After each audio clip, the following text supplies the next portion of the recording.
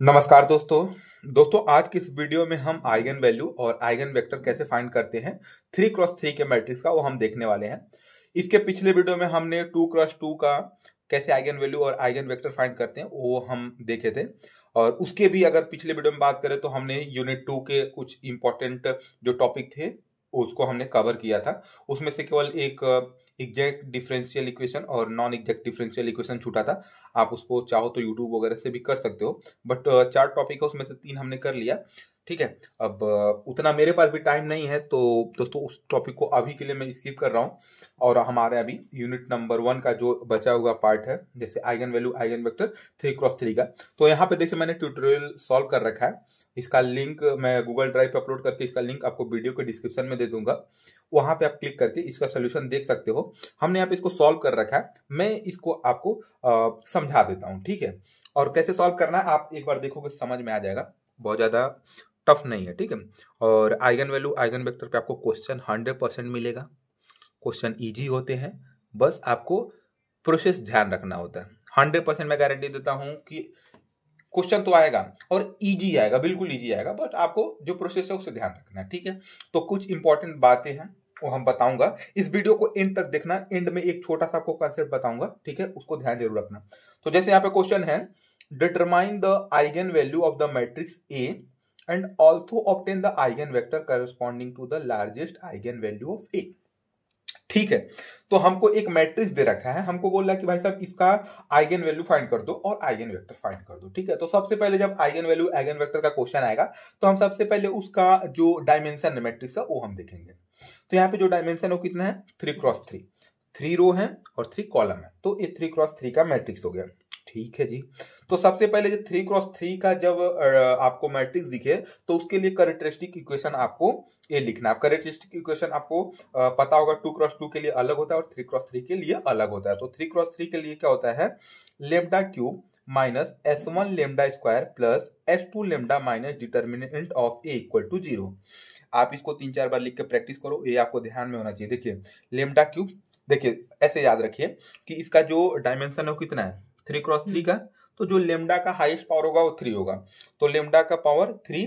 अब यहाँ पे लेमडा का साइन क्या है, प्लस, तो जो उसके बाद टर्म आएगा उसका माइनस होगा, तो माइनस s1 लेमडा स्क्वायर, फिर इसके बाद जो आएगा वो प्लस होगा, मतलब अल्टरनेट प्लस माइनस चलेगा, तो प्लस हो गया माइनस। अब यहाँ पे plus s2 lambda minus determinant of A equal to 0। Equation आपको पता चल गया, बहुत अच्छी बात है, इसे याद करो। अब यहाँ पे s1 क्या है, मैंने पिछले भी वीडियो में आपको बताया था कि S1 क्या है, जो हमारे ये डायगोनल एलिमेंट है ना, ये जो प्रिंसिपल डायगोनल एलिमेंट है उनका समेशन है। तो 8 प्लस माइनस 3 प्लस 1, आप जब इसको ऐड करोगे तो आपको मिल जाएगा 6, तो S1 की वैल्यू मिल गई। समझ रहे हो क्या, एक कैरेक्टरिस्टिक इक्वेशन लिखने के बाद आपको S1 S2 और डिटरमिनेंट ऑफ ए फाइंड करना होता है। ठीक है, तो हम यहाँ पे S1 फाइंड कर लेंगे कैसे, इनको ऐड करके। फिर S2 कैसे फाइंड होगा, जो यहाँ पे डायगोनल एलिमेंट है ना, जो डायगोनल एलिमेंट है उनके लिए आपको माइनस फाइंड करना होता है। माइनस कैसे फाइंड करना होता है, जैसे देखिए हमारा डायगोनल एलिमेंट कौन कौन सा, बोलो बताओ। 8 है, -3 है, सॉरी -5 नहीं -3 है और 1, तो ये हमारा क्या है डायगोनल एलिमेंट, इनके लिए हमको माइनस फाइंड करना है। ठीक है, तो सबसे पहले हम 8 के लिए फाइंड करेंगे। कैसे करेंगे, 8 जहां पे भी है, जिस रो में है और जिस कॉलम में है उसको हाइड कर लो। ठीक है, तो हमारा 8 इस वाले कॉलम में और इस वाले रो में, तो हम इसको हाइड कर लिए। ठीक है, हाइड करने के बाद यहाँ पे जो भी बचा ना वही हमारा माइनर हो गया 8 के लिए, तो यहाँ पे लिख दो, यहाँ पे -3 -2 -4 -1, ये 8 के लिए हो गया। सही बात है क्या, अब हमको -3 के लिए करना है, तो -3 के लिए क्या करो, ये जिस भी कॉलम में है और जिस भी रो में है उसको हाइड कर लो, तो ये हाइड हो जाएगा और ये 4 और 2 हाइड हो जाएगा, तो 8 -2 3 और 1, तो 8 -2 3 और 1 लिख देंगे, प्लस का साइन लगा के। ठीक है, फिर प्लस का साइन लगाएंगे, इसके लिए बनाएंगे, तो इसको हाइड कर लेंगे और जिस कॉलम में जिस रो में है उसको हम हाइड कर लेंगे, तो क्या बचा 8 -8 4 -3, तो 8 -8 4 -3। ठीक है, तो ये माइनर हो गया। अब माइनर का मतलब क्या, बेसिकली ये माइनर होगा, इसका डिटरमिनेंट फाइंड करना। तो डिटरमिनेंट कैसे फाइंड करते हो आप, 2x2 का अगर डिटरमिनेंट है तो आपको कैसे फाइंड करना है, सिंपली इसका इसके साथ मल्टीप्लाई करो, तो -3 × 1 -3, अब फिर माइनस का साइन आता है, देन इन दोनों का मल्टीप्लाई होता है, तो माइनस का साइन पहले एक आएगा, देन -4 × -2 -8, सॉरी +8 आएगा ना, क्योंकि इसके पास भी माइनस है और इसके पास भी माइनस है ना, तो 4 2 जा 8 और माइनस माइनस प्लस, तो -8 हो गया। ठीक है, उसके बाद क्या, 8 1 जा 8 -3 × 2 -2 है, तो 3 × 2 -6 और एक माइनस पहले से था, ठीक है, तो क्या हो जाएगा आपका +6 हो जाएगा। इसी प्रकार से यहाँ पे आएगा। अब इसको सॉल्व करोगे तो आपको S2 की वैल्यू मिल जाएगी 11। आई होप तो दिख रहा है, नहीं दिख रहा तो मैं थोड़ा सा इसको ऊपर करता हूँ, देखिएगा। आई होप तो आप दिख रहा होगा, ठीक है। तो S2 की वैल्यू हमको मिल गई 11, S1 मिल गया, S2 मिल गया। अब A क्या है? डिटर्मिनेंट, सॉरी A क्या है? Determinant, determinant of A। तो हमारा A मैट्रिक्स दे रखा है, इसका डिटर्मिनेंट आपको निकालना है। तो ये 3x3 का डिटर्मिनेंट आपको कैसे निकालना है? आपको आता होगा, आप निकाल सकते हो, अदरवाइज आपके पास कैलसी है।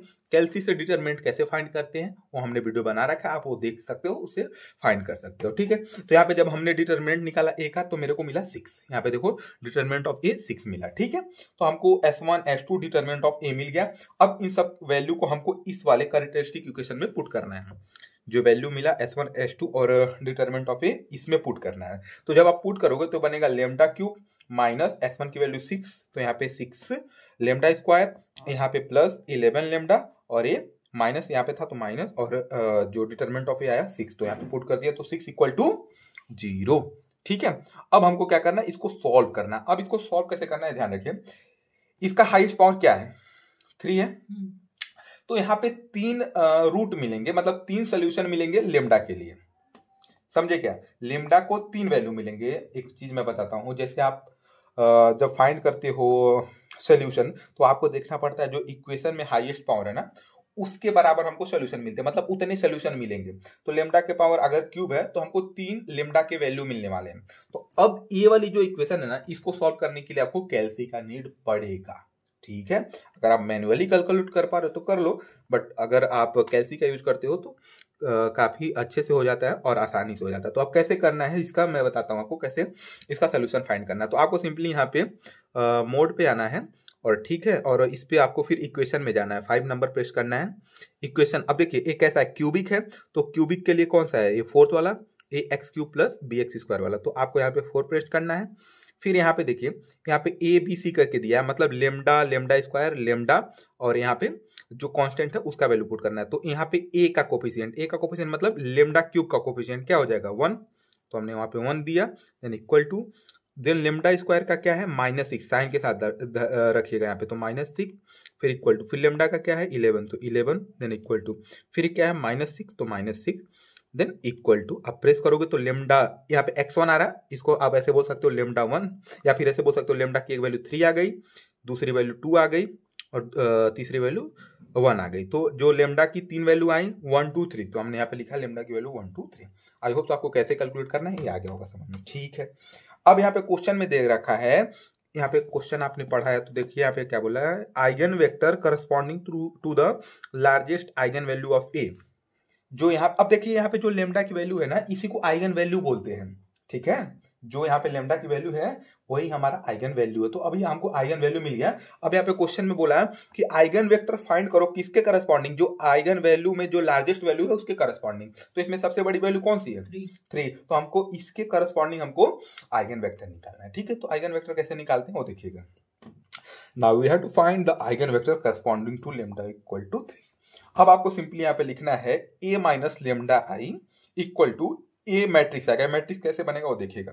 जब आप लिखते हो a माइनस लेमडा आई तो देखो आप यहाँ पे लेमडा क्या ले रहे हो? 3 ले रहे हो, तो a माइनस लेमडा आई, ए क्या है? आपको ए वाला जो मैट्रिक्स दे रखा है, जो यहाँ पे ए मैट्रिक्स दे रखा है, ए है ए और माइनस देन लेमडा और आई। तो लेमडा की वैल्यू क्या है? 3। तो आपको करना कुछ नहीं है, जो यहाँ पे डायगोनल एलिमेंट है ना, जो डायगोनल एलिमेंट है उसमें से आपको लेमडा की वैल्यू सबट्रैक्ट करना है। तो लेमडा की वैल्यू 3 है, तो इस डायगोनल एलिमेंट में से -3 कर देना है, -3 कर देना है, और जो एलिमेंट है उसको नहीं छेड़ना है, केवल आपको डायगोनल एलिमेंट, ये जो प्रिंसिपल डायगोनल एलिमेंट है उसमें से सबट्रैक्ट करना है, ठीक है। तो जब आप सबट्रैक्ट करोगे तो देखो 8 - 3 5, -3 - 3, देखो यहाँ पे -3 है, इसमें से आपको क्या सबट्रैक्ट करना है? -3, तो -3 -6 और देन 1 -3, तो यहाँ पे -2। तो ये आई होप सो आपको समझ में आ गया ये वाला प्रोसेस, समझा क्या? समझा। अब देखो आपको क्या करना है, 1 2 3, यहाँ पे 3 रो है तो इनसे 3 इक्वेशन बन जाएंगी, ठीक है। ये x का कोफिशिएंट है, y का कोफिशिएंट है, ये z का कोफिशिएंट है। तो आपको कैसे बनाना है इक्वेशन, इसको x से मल्टीप्लाई करो तो 5x -8y -2y sorry -2z = 0। फिर इस इक्वेशन से इस वाले रो से एक इक्वेशन आएगा, यहाँ पे एक्स वाई जेड है ना, मैं लिख देता हूँ भाई साहब, ये एक्स का कोफिशिएंट है वाई का और ये जेड का, तो इसको इसके साथ मल्टीप्लाई करो एक्स के साथ, देन इसको वाई के साथ, इसको जेड के साथ, तो 4x minus 6y minus 2z equal to 0। फिर आप देखो इसको इसके साथ मल्टीप्लाई करो 3x minus 4y minus 2z equal to 0। ठीक है, अब यहाँ पे क्या करना, आपको क्रैमर रूल का यूज करना। 3 इक्वेशन है ना, तो आपको क्रैमर रूल का यूज करके यहाँ पे एक्स वाई जेड की वैल्यू वगैरह फाइंड करनी है। कैसे करना है वो भी मैं बताता हूँ। तो क्रैमर रूल आई होप आपको पता होगा, मैंने पहले वीडियो में बताया था, यूनिट 1 का जो मैंने पहले वीडियो बनाया था उसमें बताया था। अब यहाँ पे अप्लाई करके दिखाते हैं। आपको क्या करना है, इनमें से दो कोई भी दो कोई भी क्वेश्चन उठा लो। ठीक है, दो ऐसी क्वेश्चन उठाना है जो इंडिपेंडेंट हो, आपस में डिपेंड ना कर रहे हो। जैसे मान लो इस इक्वेशन में मान लो हम 2 से मल्टीप्लाई कर रहे हैं और ए वाला इक्वेशन आ रहा है, एग्जांपल के तौर पे बात कर रहा हूँ, इसमें इसको उठा रहा हूँ और इसको हम 2 से मल्टीप्लाई करने पे ए वाला इक्वेशन मिल रहा है, तो इन दोनों इक्वेशन को नहीं लेना है। ठीक है, हमको ऐसे इक्वेशन को लेना है जो दोनों आपस में डिपेंड ना करती हो। तो यहाँ पे जो तीनों है ना, देखोगे तो कोई डिपेंड नहीं कर रहा, तो आप दोनों में से मतलब तीनों में से कोई भी दो इक्वेशन उठा लो। तो एग्जांपल के लिए मैं फर्स्ट और सेकंड उठा लिया। ठीक है, तो अब आपको क्रैमर रूल अप्लाई करना। क्रैमर रूल आई होप आपको पता है, नहीं पता है तो मैंने बताया, उसको देख के आइए, मैं एक बार बता देता हूँ। ठीक है, आपको सबसे पहले क्या लिखना है, एक्स, यहाँ पे लिखो एक्स और ये लगाओ अपॉन, अभी नीचे कुछ मत देखो, फिर माइनस वाई अपॉन, अभी नीचे कुछ मत लिखो, इक्वल टू जेड अपॉन, अभी कुछ मत देखो और इक्वल टू के लिखो। ठीक है, अब अपॉन में यहाँ पे क्या लिखना है, डिटर्मिनेंट का साइन बना लो। ठीक है, अब यहाँ पे वैल्यू क्या क्या आएंगी वो देखना। मान लो हमने ए और ए वाला वैल्यू उठाया। ठीक है, तो ए एक्स के नीचे आपको डिटरमिनेंट एक बनाना है। तो आपको क्या करना है, यहाँ पे एक्स का कोफिशिएंट नहीं लेना है, जो बाकी दूसरे हैं उनका कोफिशिएंट लेना, वाई और जेड का। तो यहाँ पे -8 आ जाएगा, यहाँ पे -2 आ जाएगा, फिर इस वाली इक्वेशन से -6 आ जाएगा, -2 आ जाएगा। मैं फिर से एक बार बताता हूँ, आपने जब एक्स के नीचे डिटरमिनेंट बना रहे हो ना, तो आपको ध्यान रखना है कि आप जो x का कोफिशिएंट होगा उसको नहीं लोगे। जो x का कोफिशिएंट, जैसे हमने इन दोनों इक्वेशन को सेलेक्ट किया, तो इन दोनों में x का कोफिशिएंट नहीं लेंगे, तो 5 और 4 को नहीं लेंगे, मतलब -8 -2 साइन के साथ देना, तो -8 -2 देन -6 -2 यहाँ पे लिख दी। ठीक है, अब यहाँ पे ध्यान देना, यहाँ पे माइनस वाई है ना, equal to minus of Y, ये फॉर्मूले में ही है माइनस ऑफ वाई।